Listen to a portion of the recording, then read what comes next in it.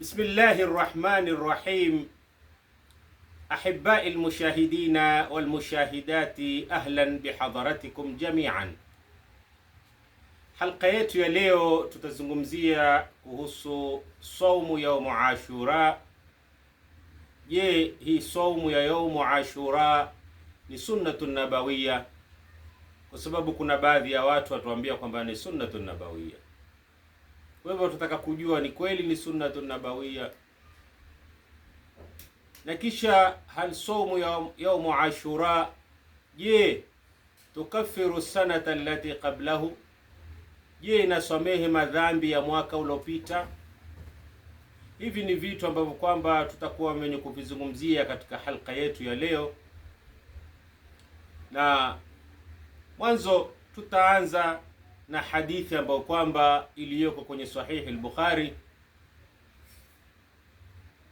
ili tupate kuona kwamba tanaqudhat na contradiction ziliyomo ndani ya vitabu vya hadithi.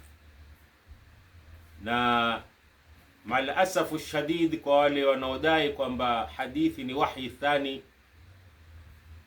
je, wahi unakuwa na contradiction, huku kwa sema hivi, huku kwa sema hivi, ikiwa kweli hadithi ni wahi thani? Kwa hivyo haya ni masala leo tutakuyazungumzia, na vile tuko katika mwezi mtukufu wa Muharram, na Mwenyezi Mungu Subhanahu wa Ta'ala tuambia, inna iddata shuhuri inda Allahi 12 shahran fi kitabillah yawma khalaqa as-samawati wal ardi minha arba'atu hurum. Katika hiyo miezi minne, Muharram ni mwezi wa tatu, kwa sababu ni Dhulqa'da, Dhulhijja, Muharram.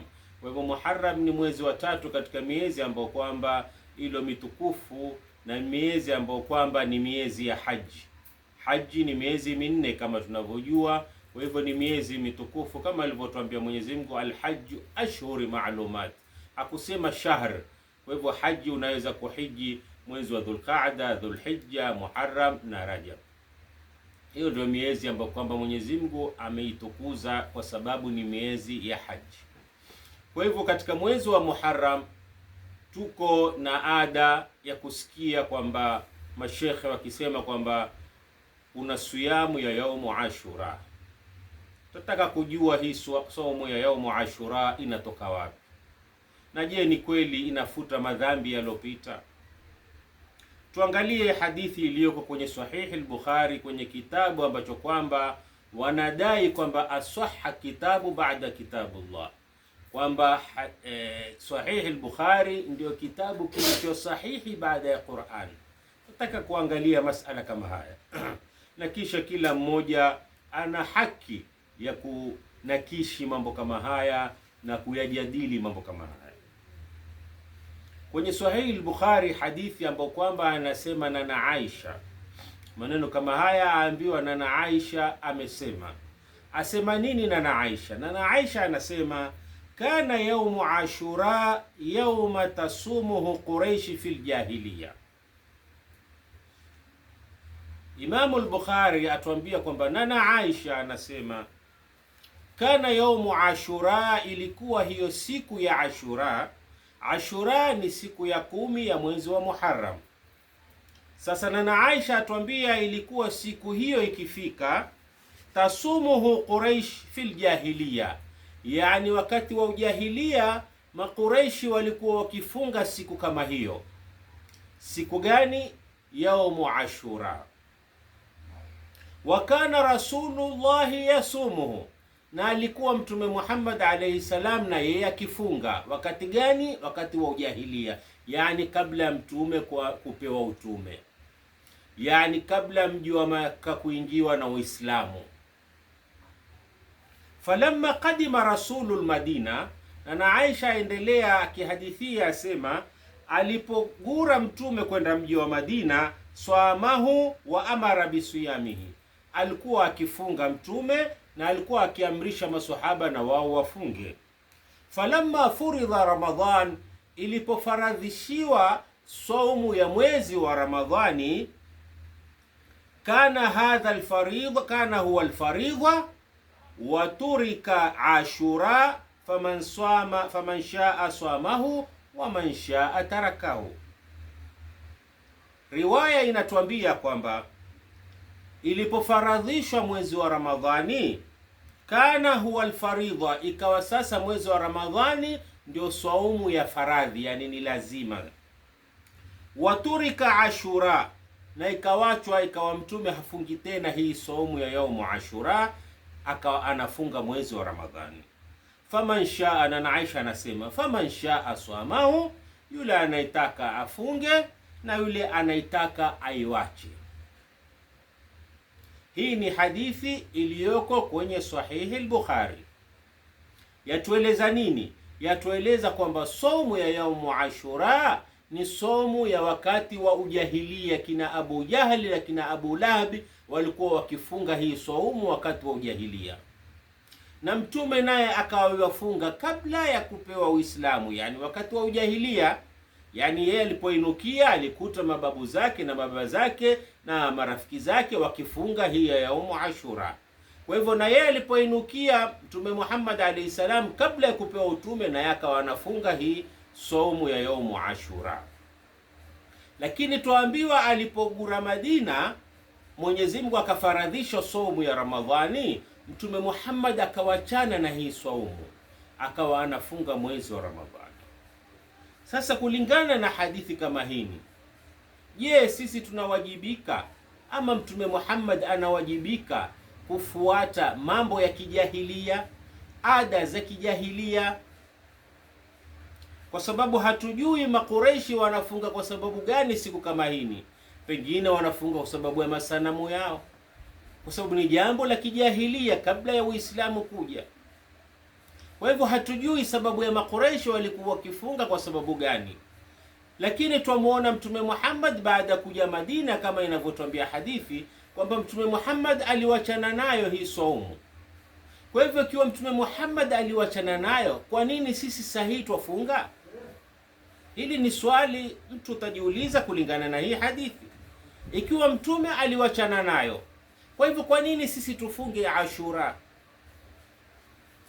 na Mtume Muhammad aliwachana nayo?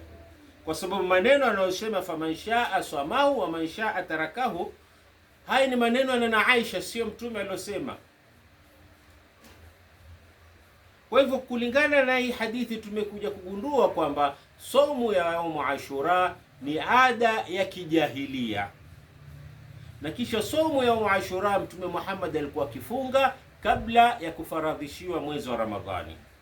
Alipofaradhishiwa mwezi wa Ramadhani akaiwacha hiyo somu ya yaumu Ashura kulingana na hadithi kama hiyo. Lakini tuko katika hali ya kuonesha kwamba Sahihi al-Bukhari, ambapo kitabu mnachodai kwamba asaha kitabu baada kitabillah, ambacho kwamba mnadai ni wahyi thani, kiko na contradiction, kiko na tanaqudhat. Hadithi inayofuatia katika mlango huo huo, Imam al-Bukhari mwanzo anatuambia kwamba saumu ya Ashura ni saumu ya wakati wa ujahilia. Hadithi inayofuatia katika mlango huo huo yatuambia qadima Rasulullahi sallallahu alayhi wasallam al-Madina. Hadithi nyingine iliyoko kwenye Sahih al-Bukhari yatuambia Mtume Muhammad aliingia katika mji wa Madina, fawajada al-yahudi, yani alipogura kutoka Makka kwenda Madina akakutana na Mayahudi. Fawajada al-yahudi yasumuna yauma Ashura, akakutana na Mayahudi wakifunga siku ya yaumu Ashura. Fasalu an dhalika, yani Mtume Muhammad akaulizia hilo, yani mbona Mayahudi wanafunga siku kama hini? Faqalu, wakasema hadha al-yawm alladhi adhhara Allahu fihi Musa wa bani Israila ala Firaun, yani hii ni siku ambayo kwamba Mwenyezi Mungu Subhanahu wa Ta'ala alimwokoa Nabii Allah Musa alayhi salam na banu Israili kutokana na nani? Na Firaun. Fanahnu nasumuhu ta'dhiman lahu, Mayahudi wasema sisi tunafunga kuitukuza hii siku, yani ni siku kubwa ya kwamba Mwenyezi Mungu ameleta nusra yake kwa banu Israil na kwa Musa alayhi salam. Kwa hivyo sisi tunafunga kwa sababu hiyo. Faqala an-nabiy, hadithi inasema faqala an-nabiy, akasema Mtume, nahnu aula bi Musa minkum, yani sisi tuna ubora zaidi, tuna haki zaidi kwa Musa kuliko nyinyi. fa amara bisomihi, mtume akaamrisha kwamba na watu wafunge hiyo yaumu Ashura. Kwa hivyo hadithi ya pili inatuambia kwamba la, Mtume Muhammad alikuwa hafungi wakati wa jahiliya, alikuwa hajui kabisa hata hiyo somo, kwa sababu hadithi ya pili inatuambia alipokuja mji wa Madina akawakuta Mayahudi wanafunga, akawauliza kwa nini mwafunga hisi? Yani ni jambo kwamba alikuwa halijui, ndio mwanzo wake. Lakini hadithi ya kwanza yatuambia kwamba Mtume Muhammad alikuwa akifunga kabla ya kupewa Uislamu. Je, hamuoni kwamba kuna contradiction hapa? Vipi wahi wa kutoka kwa Mwenyezi Mungu kama wanavyodai kwamba wahi kama hunu, mara watuambia kwamba yaumu Ashura Mtume alikuwa akifunga wakati wa jahiliya, lakini hadithi ya pili katika mlango huo huo yatuambia kwamba Mtume Muhammad alikuwa hata hajui hiyo yaumu Ashura kwamba watu wanafunga, amekuja kuijulia katika mji wa Madina. Kwa hivyo hadithi inatuonesha kwamba Mtume Muhammad, hii hadithi ya pili inatuonesha kwamba Mtume Muhammad alayhi salam ilikuwa hajui habari kama hizo.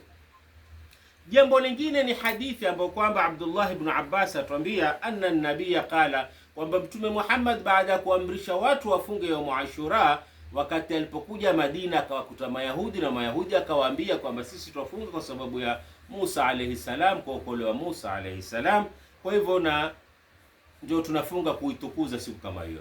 Mtume Muhammad naye akatoa amri kwamba na Waislamu walioko katika mji wa Madina na wao wafunge siku kama hiyo. Lakini kisha tuambiwa katika hadithi ya Ibn Abbas kwamba Mtume amesema qala, yani Mtume amesema la in baqitu ila qabil la asumanna al-yawm at-tasi'. Hadithi inatuambia kwamba Mtume Muhammad alipojua kwamba watu Mayahudi wanafunga yaumu Ashura, akasema mimi lau nitabakia mpaka mwakani, basi nitafunga na siku ya 9, yani nitaanza siku ya 9 ni alafu nifunge na yaumu Ashura. Kwa hivyo Mtume Muhammad anasema lau nitabakia mwakani, basi na mimi nitafunga siku ya 9 na 10. Lakini Mtume Muhammad mwakani hakubakia, akawa ni mwenye kuaga dunia. Sasa hapa hebu tutumie akili kidogo maneno kama haya. Ikiwa hadithi ya pili tuambiwa kwamba Mtume Muhammad, tuachane na hadithi ya kwanza, hadithi ya pili tuambiwa kwamba Mtume Muhammad alipoingia Madina amewakuta Mayahudi wakifunga somu ya yaumu Ashura. Mtume Muhammad aliingia Madina mwaka gani? Ameingia 1 Hijiria, mwaka wa kwanza Hijiria, kwa sababu miaka ilianza wakati wa Mtume kuingia Madina, yani hesabu ya miaka ya Hijiria ilianza baada ya Mtume kuingia Madina. Kwa hivyo Mtume kuingia Madina aliingia mwaka wa kwanza wa Hijiria. Mtume kama tunavyojua alikufa 11 Hijiria, mwaka wa 11 Hijiria. Kwa hivyo Mtume ameishi kwa muda wa miaka 10. Akiwa wapi? Akiwa mji wa Madina. Mtume ameishi Madina akiwa kwa muda wa miaka 10. Sasa ikiwa Mtume Muhammad tuambiwa kwamba alipoingia Madina ndio alojua kwamba watu wanafunga yaumu Ashura, vipi haya maneno ya Mtume pia yanasema kwamba la in baqitu ila qabil la asumanna al-yawm at-tasi', lau nitabaki mpaka mwakani basi nitafunga na siku ya 9, yani siku ya 9 na siku ya 10 ya Muharram. Sasa ikiwa Mtume Muhammad ameingia 1 Hijiria, mwaka wa kwanza Hijiria, na akafa mwaka wa 11 Hijiria, yani mwaka wa kwanza Hijiria ndo ameingia Madina, akakaa mpaka mwaka wa 11 Hijiria, kisha vipi Mtume Muhammad asema lau nitabakia mwakani basi nitafunga na siku ya 9? Yani inamaanisha kwamba Mtume Muhammad alipoingia Madina mwaka wa kwanza Hijiria alikuwa hajui kama Mayahudi wanafunga yaumu Ashura. Mwaka wa pili, wa tatu, wa 4, wa 5, wa 6, wa 7, wa 8, wa 9 mpaka wa 10 ndo amejua kwamba wa Mayahudi wanafunga yaumu Ashura, kwa sababu haiwezekani useme la in baqitu ila Yani aliposema lau nitabakia mpaka mwakani, la in baqitu ila qabil la asumanna liyawma tasi, lau nitabakia mpaka mwakani, mwaka unaokuja, basi nitafunga na ya 9. Yani haiwezekani kwamba Mtume Muhammad aje mwaka wa kwanza kisha maneno kama haya ayaseme mwaka wa 10 Hijiria. Kwa hivyo ina maana miaka hii yote Mtume Muhammad alikuwa hawajui Mayahudi kama wanafunga siku ya 10 ya Muharram, yani waishi nao katika mji wa Madina, lakini hajui. Akaja akagundua mwaka wa mwisho ambao ni mwaka wa mwisho wake yeye katika maisha yake, ndio akaja akagundua. Hii inamaanisha hivyo. Kwa hivyo tunakuta kwamba hizi hadithi za yaumu Ashura, hizi hadithi 3 ambazo kwamba nimezichagua kuonesha kwamba tanakudhati iliyomo katika habari kama hini, hadithi ya kwanza, hadithi ya pili na hadithi ya 3, zote ziko na tanakudhati. Sasa tutaka kuangalia, je, hii saumu ambayo kwamba ni ya yaumu Ashura, je, unasamehewa madhambi?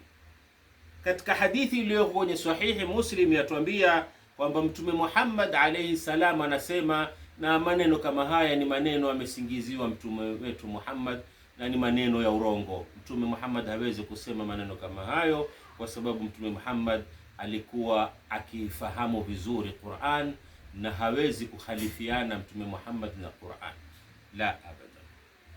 Kwa hivyo hadithi inasema kwamba Mtume Muhammad amesema, siyamu yaumu Ashura ahtasibu ala Allahi an yukaffira sanata allati qablahu.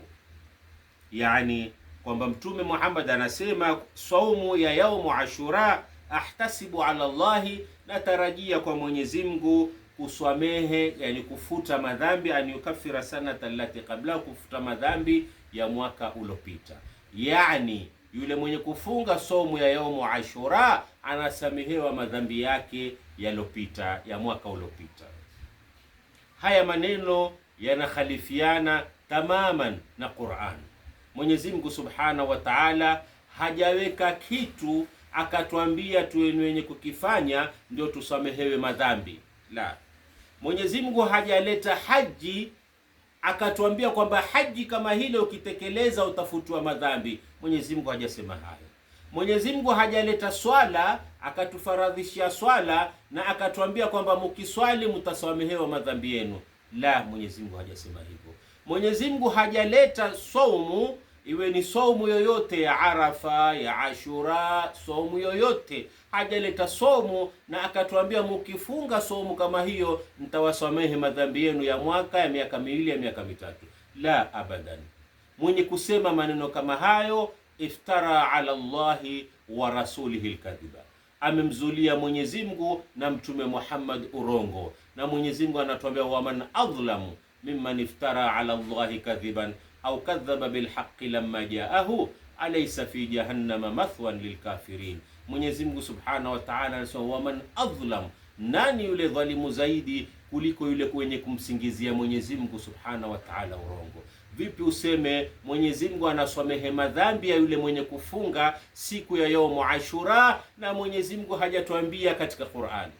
Yani maneno yao haya umeyatoa wapi wewe ulotuambia maneno kama hayo? Ikiwa Mtume Muhammad anachozungumza la yatakawwal ala Allah, Mtume Muhammad anatuambia in attabi'u illa ma yuha ilayya, kisha Mtume Muhammad alisema mimi sifuati isipokuwa yale liloteremshwa wahi, na wahi aloteremshiwa Mtume Muhammad ni Qur'an, ni maneno ya Mwenyezi Mungu yaliyomo ndani ya Qur'an.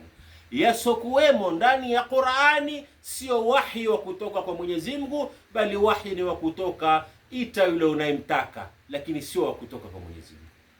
Kwa hivyo Mwenyezi Mungu Subhanahu wa Ta'ala hajatuambia jambo lolote kuhusu yaumu Ashura, na ikiwa ni kweli yeye ndio alikuwa ana haki zaidi wa kutuambia, kwa sababu Mwenyezi Mungu anatutakia kheri.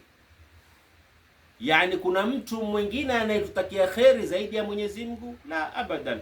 Kuna mtu ambaye kwamba ni mrehemevu zaidi kushinda Mwenyezi Mungu? La, abadan. Kwa hivyo Mwenyezi Mungu angekuwa ametuambia ndani ya Qur'ani kwamba fungeni yaumu Ashura mtawasamehe madhambi yenu ya mwaka uliopita, Mwenyezi Mungu hajasema yote.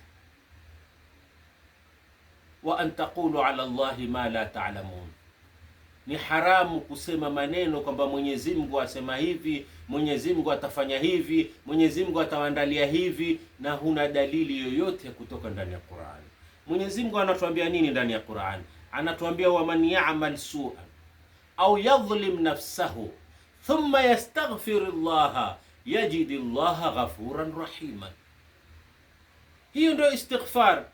Mwenyezi Mungu anatuambia waman ya'mal su'an au yadhlim nafsahu, mwenye kufanya mabaya ambayo mabaya kama yale yatampelekea katika kuidhulumu nafsi yake, thumma yastaghfirullah, kisha akamwomba msamaha Mwenyezi Mungu, yajidillaha ghafuran rahiman, atampata Mwenyezi Mungu ni mwenye kusamehe na ni mwenye kurehemu. Basi Mwenyezi Mungu hajasema thumma yasumu yaumu ashura au yaumu arafa ama yahiju, la, hajasema thumma yastaghfirullah. Ukifanya kosa ambalo ni baina yako wewe na Mwenyezi Mungu, ni ulete istighfari mubashara basi. Na hiyo ndio maana ya adhambu. Adhambu ndani ya Qur'ani ni kosa baina yako wewe na Mwenyezi Mungu. Wadhambu yughfar, dhambi unaleta istighfar basi. Hivyo ndivyo anavyotaka Mwenyezi Mungu. Unapofanya dhambi ambalo ukisema dhambi na maanisha kwamba ni baina yako wewe na Mwenyezi Mungu. Yani vipi? Yani mfano umekula nyama ya nguruwe, hilo ni kosa. Je, umemdhuru yoyote? Je, umemkosea yote? La, hujamkosea yote, umemkosea Mwenyezi Mungu. Kwa hivyo hilo ni dhambi baina yako wewe na Mwenyezi Mungu. Hukuswali, ni hujamdhuru yoyote, bali ni kosa baina yako wewe na Mwenyezi Mungu. Kwa hivyo maadamu ni hilo ndio linaitwa dhambi. Dhambi ni kosa lolote ambalo ni baina yako wewe na Mwenyezi Mungu. Hilo kosa kama hilo, unapofanya kosa kama hilo, mubashara ni istighfar. Sema astaghfirullah, Mwenyezi Mungu akusamehe. Omba toba, Mwenyezi Mungu akusamehe.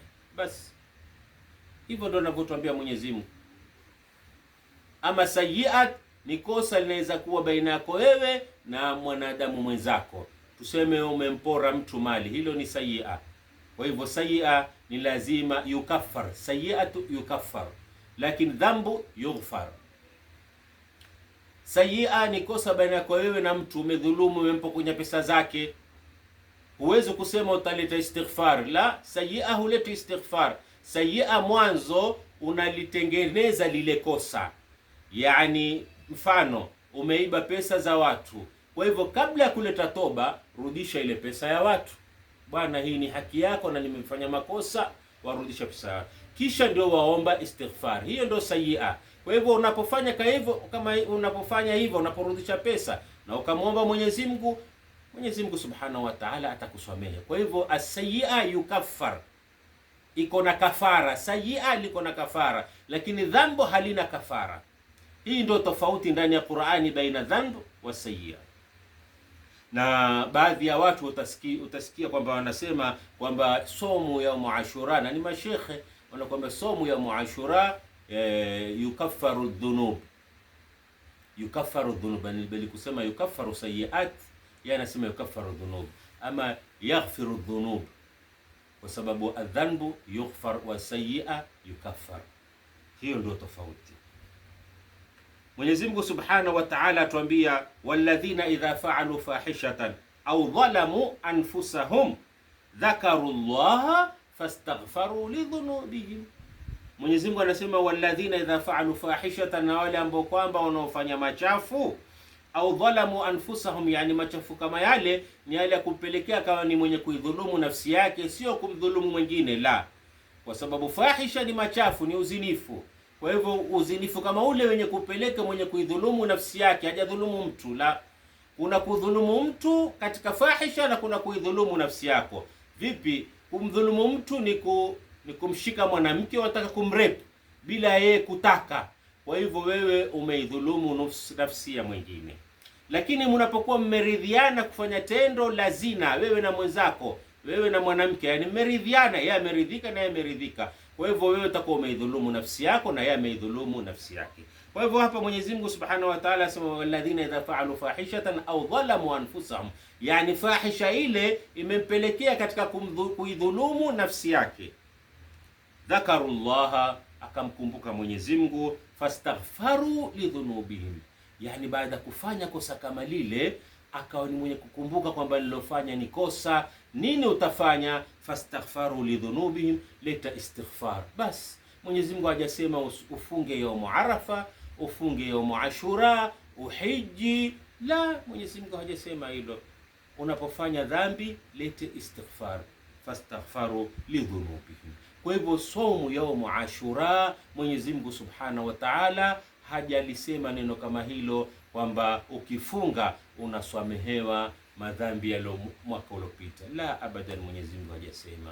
Saumu, Mwenyezi Mungu amefaradhisha saumu ya mwezi wa Ramadhani, na saumu zinazofungwa miezi mengine ama siku nyingine, hizo ni tatawwu, ni saumu ya sunna, unapata thawabu, ni katika a'malu salihat. Lakini unapokuwa utafunga hizi sunna, utakapokuwa utafunga hizi atatawuati, ni ufunge kwa nia fi sabilillah. Yani vipi? Usifunge yaumu Ashura kwa sababu kuna hadithi inasema nikifunga nitasamehewa madhambi ya mwakani. Wallahi, somo yako kama hiyo inakuwa batil. Kwa sababu gani? Kwa sababu Mwenyezi Mungu siku zote anaangalia illa ya kile amali unayoifanya, anaangalia kwa nini umefanya kile jambo. Yani unapotoa sadaka kumpa mafukara, Mwenyezi Mungu haangalii kwamba wewe umetoa sadaka, la, anaangalia kwa nini umetoa ile sadaka. Ikiwa umetoa fi sabilillah, Mwenyezi Mungu ndo atakulipa ujira wako. Lakini ukiwa umetoa kwa sababu uonekanwe, kwa sababu upate sifa, kwa sababu ya kampeni, la, Mwenyezi Mungu hakulipi. Kesho utaliona hilo jambo hilo yaumul qiyama. Kwa hivyo Mwenyezi Mungu anaangalia illa, kwa nini umefunga. Sasa wewe unapofunga yaumu Ashura, Mwenyezi Mungu haangalii kwamba wewe umefunga, la, anaangalia kwa nini umefunga siku kama ile. Kwa hivyo ikiwa wewe umefunga kwa sababu ya kufuata riwaya ya urongo, kufuata maneno alosingiziwa Mtume Muhammad ambao hakuyasema, kufuata maneno ambao kwamba yanamzulia urongo Mwenyezi Mungu Subhanahu wa Ta'ala, Mwenyezi Mungu hakulipi, ile somo yako inakuwa batil. Lakini ukifunga biajlillah, fi sabilillah, basi Mwenyezi Mungu Subhanahu wa Ta'ala atakuwa ni mwenye kulipa. Kwa hivyo tumeona ndani ya halqa yetu kama hini kwamba saumu, hadithi ya kwanza imetuambia kwamba saumu ya Ashura ni katika amalu jahiliya, wala sio sunnatu nabawiya. Huwezi kusema yaumu Ashura ni sunnatu nabawiya. Sunnatu nabawiya ni kitu alichokifanya Mtume Muhammad katika a'malu salihati, yani alichokianzisha Mtume Muhammad, hiyo ndio sunnatu nabawiya. Kitu alichokianzisha Mtume Muhammad ndio inaitwa sunna. Mtume Muhammad yeye ndo alioanzisha swalatul janaza. Mwenyezi Mungu hajamwambia kuhusu swalatul janaza vile inavyoswaliwa. Mwenyezi Mungu hajamwambia. Kwa hivyo yeye ndo alioanzisha, kwa hivyo hiyo ni sunnati nabawiya. Mtume Muhammad yeye ndo alioanzisha swalatul idain, Eidul Fitr na Eidul Adha. Yeye ndo alioanzisha. Mwenyezi Mungu hajamwambia kwamba kifika siku ya Idi muswali, la, yeye ndo alioanzisha. Hii ni sunnatun nabawiya. Ni kama vile Saidna Umar, yeye ndo alioanzisha kukusanya, kuja na njia na idea ya kuwakusanya watu katika mwezi wa Ramadhani ili waswali tarawih, yani waswali pamoja. Kwa hivyo kule kuwakusanya ile hatuwezi kusema sunnatun nabawiya, sunnatu umariya. Yeye ndo alioanzisha, ndo alokuja na fikra kama hiyo. Kwa hivyo somu ya Ashura kulingana na hadithi zote zilioko tulizozisoma, haiwezekani kwamba mtume hii ni sunnatun nabawiya. La, hii si sunnatun nabawiya, kwa sababu hadithi ya kwanza yatuambia kwamba ni Makuraishi toka Abu Lahabi, kabla ya Abu Lahabi kuja, hiyo ni amalul jahiliya. Hadithi ya pili yatuambia kwamba Makuraishi al-Yahud, Banu Israil walikuwa wakiifunga kabla ya Mtume Muhammad. Kwa hivyo hili ni jambo lilokuwa sunna, ni kitu ambacho kwamba alichokianzisha fulani. Hiyo ndio sunna katika a'malu salihat. Kwa hivyo hiyo ndio sunna. Kwa hivyo tumekuja kujua halqa kama hini na tumechambua masala ya Ashura, walillahi tawfiqi. Yaqulu Allah tabaraka wa taala fi kitabihi al-majid, qad ja'akum basairu min rabbikum faman absara falinafsihi wa man amiya fa 'alayha. wa ila liqa'in akhar bi mashi'atillah. Wassalamu alaykum wa rahmatullahi wa barakatuh.